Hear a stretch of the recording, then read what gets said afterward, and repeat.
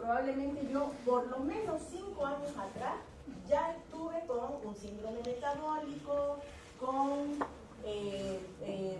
resistencia a la insulina. O sea, no es que ese rato yo genero una diabetes, sino que un par de años antes yo ya estaba con todos los factores de riesgo para generar diabetes. Influyen factores ambientales, cambios en el patrón de alimentación, incremento en el exceso y consumo de alimentos de alta densidad calórica, disminución en el tiempo dedicado a la actividad física, o sea, sedentarismo, y lógicamente todo esto genera obesidad, y la obesidad es uno de los riesgos principales para generar diabetes tipo 2. El síndrome metabólico lo que hace es como una alerta para poder detectar o prevenir un poco la diabetes con los cambios de hábitos, ¿no? Cerca de la mitad de los pacientes tienen además hipertensión arterial sistémica. ¿Qué es el síndrome metabólico? Personas que tienen obesidad abdominal, HDL bajo, hipertrigliceridemia y además valores anormales de la presión arterial y también de la glucemia. Entonces, esos factores nosotros tenemos que ver. Existe ustedes saben, el índice de masa corporal, que tiene un rango normal, sobrepeso, obesidad grado 1, grado 2, ya mórbida. Bien, entonces, lo ideal es estar dentro de los límites normales, pues, ¿no? Porque ya el sobrepeso ya es un riesgo para generar síndrome metabólico. Y tenemos también factores como se mide para ver si la obesidad es generalizada o es centrípeta, o sea, solamente abdominal. Tenemos que medir la circunferencia en las mujeres y en los varones, que también existen factores de riesgo cuando esto es más de 88 en las mujeres, más de 105 en los varones. Bien, ¿cómo se clasifica la diabetes? Tipo 1, tipo 2, gestacional y otros tipos de diabetes. Bien. La tipo 1, dijimos que es autoinmune, es idiopática. La tipo 2, primero hay, como les digo, un factor de insulinoresistencia con un déficit relativo de la insulina, o también hay un defecto en la secreción de insulina a nivel del páncreas, que puede o no estar asociado con resistencia a la insulina.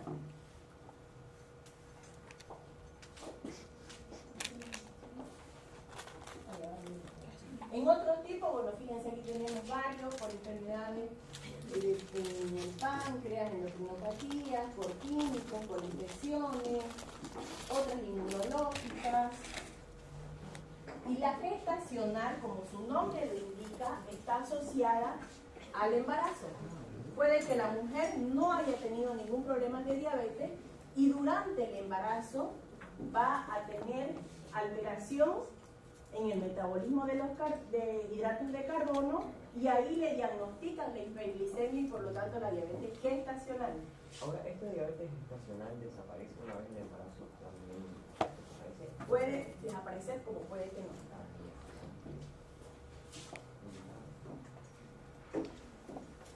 Entonces, ¿cuáles van a ser la etapa de la gestacional? Personas que tenían alguna alteración previa respecto a la glucosa, pero que no eran catalogados diabéticos. Podían ser que hayan tenido valores entre 125, que es con el que se hace el diagnóstico, y 100, que es el límite superior. Bien, esa franja normalmente la gente lo llama como prediabetes, pero en realidad es hiperglicemia, solo que no llega a ser diabetes y puede ser por resistencia a la insulina. La otra fase ya es la hiperglucemia, donde ya ahí tenemos alteración de los valores de glucosa y lógicamente luego ya viene la diabetes, ¿no?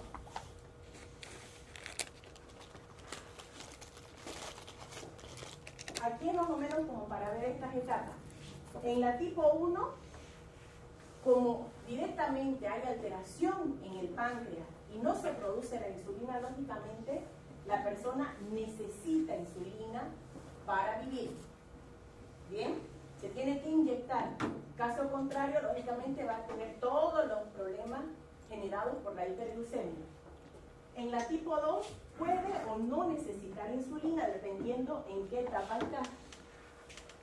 En los otros tipos, lógicamente depende del tipo y de la causa, si es química, si es infecciosa, si es eso es variable. Y en la gestacional lo mismo, puede o no requerir, depende en qué etapa esté. Pero en la tipo 1 sí necesita insulina.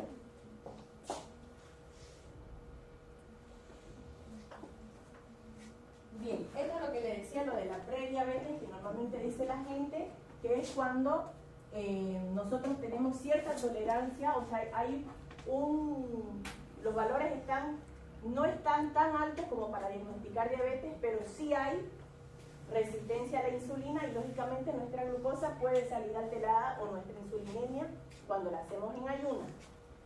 Glucemia en ayuna anormal, similar, pero con consideraciones solo en ayuna, y esto, A1C, es la hemoglobina glicosilada. ¿Qué quiere decir?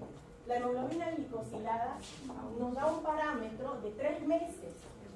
Bien, eso no miente, porque generalmente los diabéticos saben que van a ir a su control, se cuidan 2 días antes para que su azúcar salga normal en ese control.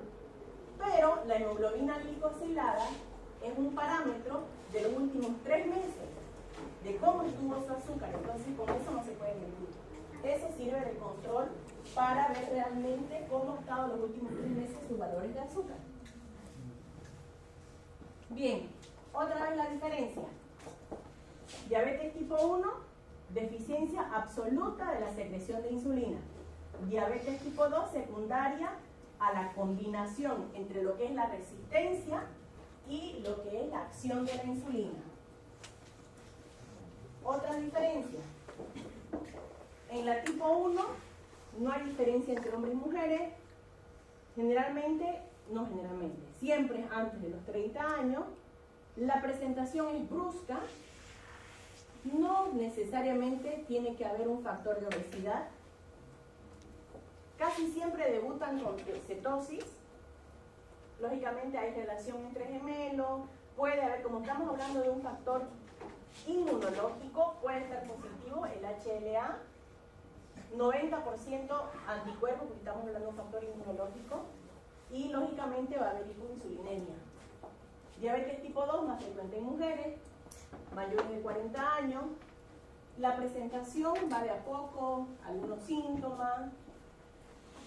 Después vamos a ver cuál es la clínica más frecuente. Obesidad en el 80% de los pacientes. Situación hiperosmolar, generalmente caen con cetoacidosis diabética o con, más bien coma, hiperosmolar. En gemelos se presenta casi en el 100%, puede haber factores de herencia, esos familiares que hayan tenido. Por eso es que generalmente si dicen que tuvieron el papá, tuvieron la mamá o abuelo, se les aconseja lógicamente actividad física, cuidar el peso, porque hay un factor de herencia. No hay anticuerpos porque no es autoinmune, y más bien va a haber hiperinsulinemia si es que hay resistencia a la insulina, o hipoinsulinemia si es que hay alteración en la secreción.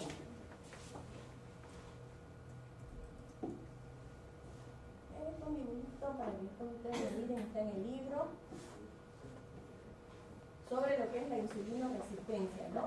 Que lógicamente puede que haya la insulina en el cuerpo, pero va a haber resistencia tanto en la captación periférica a nivel muscular, y eso hace de que nuestra insulina no sea tan efectiva y que tengamos hiperglicemia. La tipo 1, entonces, ya dijimos, insuficiencia absoluta de secreción de insulina. Comienzo brusco, síntomas graves, casi siempre cetosis, que llevan a terapia, y depende de insulina exógena. Sí. En realidad ahorita ya hay más, ya hay bomba, ¿no? Ya no necesitan pincharse, sino que funciona a través de una bomba que va liberando permanentemente cargas muy pequeñitas, pero permanentes de insulina. Por eso es que el que tiene bomba, el diabético tipo 1 que tiene bomba, tiene que estar comiendo a horario, porque si no, tiene hipoglucemia. Para que haya la hiperglucemia, tiene que haber más del 80% de la destrucción del páncreas. Bien, por eso es que también es el inicio brusco, porque va funcionando normal hasta que ya tiene casi totalmente el páncreas destruido por la enfermedad autoinmune, y ahí es donde hace la cetosis. Entonces, la diabetes tipo 1 es de que el paciente sí nace con células beta, Ajá. pero se van perdiendo por su inmunidad. Sí. No es que nace sin células. No, nace. Ok.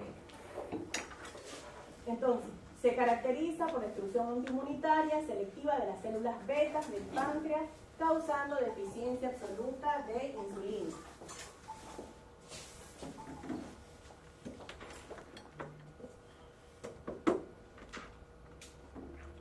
Tenemos factores genéticos, inmunológicos y ambientales para la tipo 1.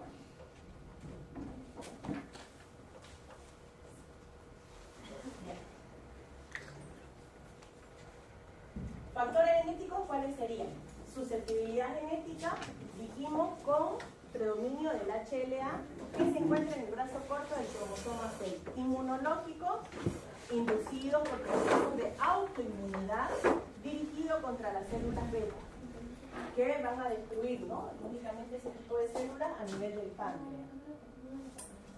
Y dijimos también factores ambientales, ¿cuáles pueden ser?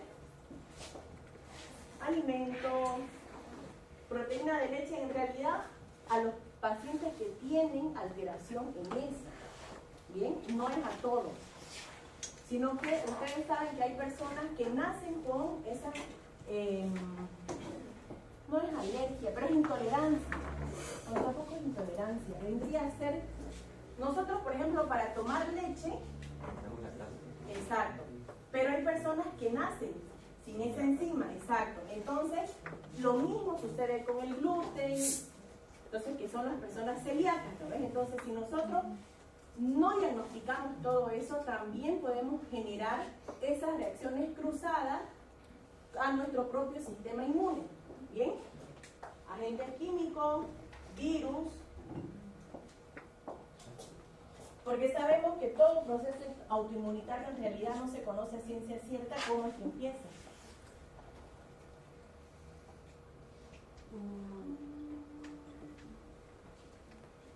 Este es más o menos cómo sería el mecanismo. La fisiopatología puede ser alguno de esos, que lógicamente va a alterar el gen HLA y va a formar los complejos de inmunistocompatibilidad, que fue lo que vimos en el anterior módulo. Va a activar a los linfocitos CD4, que estos a su vez a los CD8, genera la destrucción, la respuesta autoinmune focalizada en este tipo de células, y ahí se forma la diabetes tipo 1, ¿no? Bien, ahora la tipo 2. La tipo 2, ya dijimos antes que tenemos un síndrome metabólico, hay una deficiencia de insulina e insensibilidad a los efectos hipoglucemiantes, que es la insulinoresistencia. ¿Bien?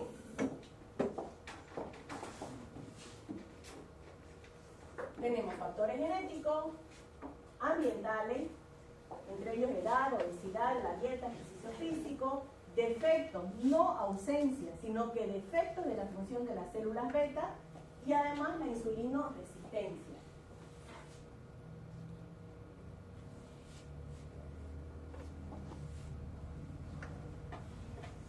¿Cuáles van a ser nuestros factores genéticos? Familiares que hayan tenido diabetes anteriormente, puede ser madre, padre, abuelos, hermanos. ¿Y cuál va a ser la clínica? Lógicamente, si estamos hablando de obesidad, sedentarismo, si estamos hablando de una mala alimentación, esto es algo crónico. Entonces, es una enfermedad crónica, evolutiva. Según el grado de deficiencia, lógicamente ahí se van a presentar los valores cuando realmente ya no tenemos insulina que esté funcionando adecuadamente y lleguemos a tener una hiperglicemia severa. Y lógicamente si no hacemos los controles y el tratamiento adecuado, vamos a tener complicaciones a mediano plazo y complicaciones a largo plazo que van a ser irreversibles. La clínica. Lo principal, la hiperglicemia, o sea, valores de azúcar en sangre mayores a 125. Glucosuria, ¿qué quiere decir glucosuria? Ya, la glucosuria se presenta cuando la glicemia está por arriba de 200 en nuestra sangre.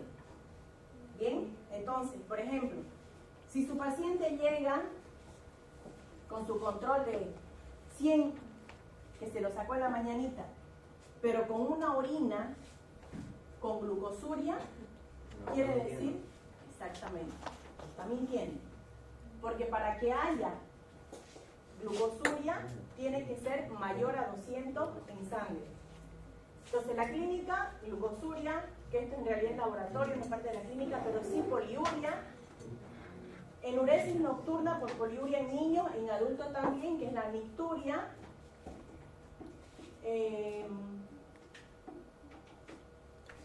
Bueno, esto cuando sobrepasa el umbral renal, lógicamente cuando hay lo que dijimos, ¿no? Glucosa mayor a 200, va a sobrepasar el umbral a nivel renal y por eso es que hay poliuria. Y lógicamente al haber poliuria también hay nicturia, ¿no? Se levanta muchas veces a orinar de noche. Hay 4 cosas que son características. Polidipsia, que va a tener mucha sed la persona. Poliuria, o sea que va a orinar mucho. Polifagia, ¿ya? Y nicturia. Hay deshidratación por el estado hiperosmolar. Va a haber lógicamente reducción del volumen plasmático, lo que va a generar mareo, debilidad, hipotensión postural, que es cuando uno se levanta y se marea, ¿no? Eso es hipotensión postural. No hay una buena adaptación al cambio de posición y hay vasodilatación y eso genera hipotensión postural. Pérdida de peso por el mismo metabolismo que está en ese momento hiperosmolar, también hay pérdida de peso, a pesar de que hay polifagia. Y el nivel de conciencia va a estar variable de acuerdo a la hiperosmolaridad de la persona. ¿Bien? Mientras más elevada la glucosa, lógicamente mayores sintomatología a nivel neurológico. Cetoacidosis diabética, generalmente así debutan los diabéticos tipo 1. Pero si el diabético tipo 2 no se controla, también va a presentar cetoacidosis diabética, que eso lo vamos a ver en otro capítulo. Podemos tener anorexia, náuseas, vómitos, deshidratación, aliento cetogénico, respiración rápida que se llama de Kussmaul, compromiso de la conciencia. Todo eso es en la cetoacidosis diabética. ¿Bien? Esto es lo que dijimos. Las 4P y además nicturia. Además también podemos tener insomnio, visión borrosa, fatiga. Curación demorada es cuando ya la glicemia está muy elevada. Bien, entonces, las personas que son diabéticas igual pueden cicatrizar normal, porque a veces ellos dejan de tomar su medicamento porque dicen, no, si yo me corto cocinando y curo rápido, por eso dejé de tomar mi remedio, porque eso quiere decir que mi azúcar está normal. O no me duele la cabeza. Entonces, así el diabético se suele mentir a él mismo. La polifagia no es tan frecuente, es importante evaluar si existe pérdida de peso por el hipercatabolismo y generalmente en los adultos está enmascarado por la obesidad. Esto ya lo vimos. Bien, ¿cómo vamos a hacer el diagnóstico? Síntomas de diabetes más una glucosa sérica casual, ¿qué quiere decir? En ayuna o postprandial, o sea, después de haber comido, ¿no? Igual o mayor a 200. Glicemia sérica en ayuna igual o mayor a 126 en ayuna. Y glicemia sérica igual a mayor a 200 después de 2 horas de haberle dado una carga de 75 gramos de glucosa durante la prueba de tolerancia oral a la glucosa. O una hemoglobina glicosilada mayor a 6.5. Entonces, cualquiera de estos puede ser prueba diagnóstica. Ahora, por ejemplo, generalmente para decir no a la primera glucemia, yo le doy esto. ¿Por qué? Porque ¿qué quiere decir ayuna? Por lo menos 8 horas, pero que la cena haya sido liviana. No es que me fui a la Frater, comí, tomé y 8 horas estuve después en ayuna. No. Quiere decir una sopa, algo liviano, máximo a las 7, 8 de la noche, de ahí nada hasta el día siguiente. Y son 2 valores repetidos de 126 o más, realmente nos dan el diagnóstico de diabetes. ¿Bien? Y esto es lo mismo. Nosotros si tenemos uno igual o mayor a 200, a la primera no le vamos a decir que usted es diabético. ¿Por qué? Porque primero que tampoco, como estamos hablando de una enfermedad crónica que no tiene cura, no es tan fácil decirle a la persona usted es diabético. Porque lo primero que ellos se imaginan ya es en una pierna, pinchándose insulina. Bien, entonces, generalmente toda enfermedad crónica tiene que darse con consejería de psicología, es lo ideal. Bien, entonces, para eso primero tenemos que tener realmente el diagnóstico de certeza. Entonces, siempre tratemos de hacer 2 pruebas. Una puede ser casual y ya la otra le decimos que en ayunas, un buen ayuno, y hacemos nuestro próximo laboratorio o hacemos nuestra hemoglobina glicosilada. ¿Bien?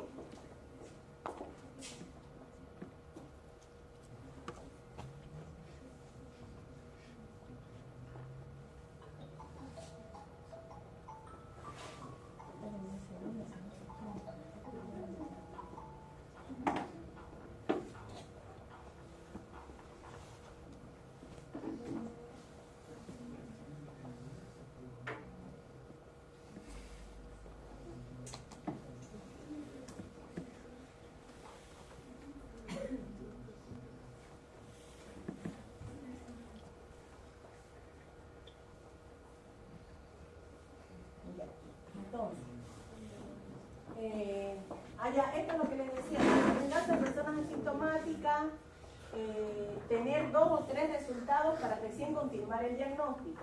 Si el resultado no confirma, hay que hacer controles periódicos, ¿bien? O sea, lo citamos de repente cada 15 días o cada mes.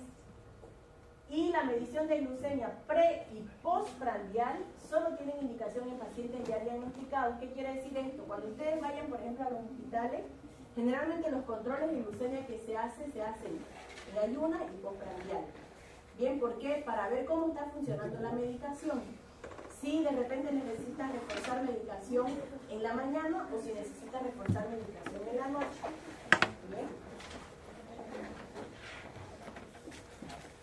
Ahora, habíamos dicho 200 después de darle 75 gramos de azúcar. Eso es la prueba oral de tolerancia a la glucosa. ¿Qué es lo que nosotros hacemos? Primero medimos en ayuna, luego le damos una carga de glucosa en medio vasito con agua que lo tiene que tomar. En ese momento en el laboratorio se queda en reposo, la persona no es que se va y vuelve, queda en reposo y a las 2 horas volvemos a sacar glucemia y ahí vemos cómo está su azúcar. ¿Bien? Lógicamente tiene que estar en un ayuno previo. ¿Por qué? Porque tenemos que hacer la glucosa en ayuna, evitar restricciones en la dieta los 3 días precedentes a la prueba, que es lo que generalmente el diabético hace para que su control salga normal, y lógicamente no tener infecciones intercurrentes porque esto puede generar hiperglicemia. ¿A quiénes le vamos a indicar la prueba de tolerancia oral a la glucosa? A personas que tengan factores de riesgo, obesidad, sedentarismo, hipertrigliceridemia, antecedentes de familiares diabéticos, personas mayores de 45 años con factores de riesgo, podemos hacerlo cada año o cada 5 años, personas que su glicemia ha salido en los rangos entre 100, que es el máximo normal, y 126, que es la prueba de diagnóstica, los que están en medio. ¿Bien? Eso se tienen que realizar cada año. Factores de riesgo, fíjense.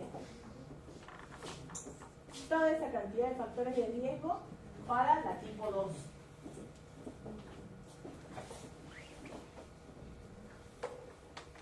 ¿Qué es lo ideal? Habíamos dicho el control metabólico. Índice de masa corporal en el rango normal. Lo ideal, si no es posible disminuirlo rápido, por lo menos ponerse metas de ir bajando el peso, 7% de lo que tenemos durante el primer año de tratamiento y así continuamente. Medir el rango de cintura y los controles de la hemoglobina glicosilada que estén dentro del parámetro normal, o sea, debajo del 7%.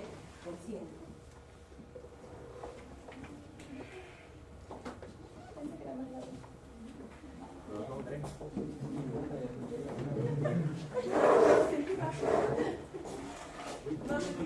¿La lista?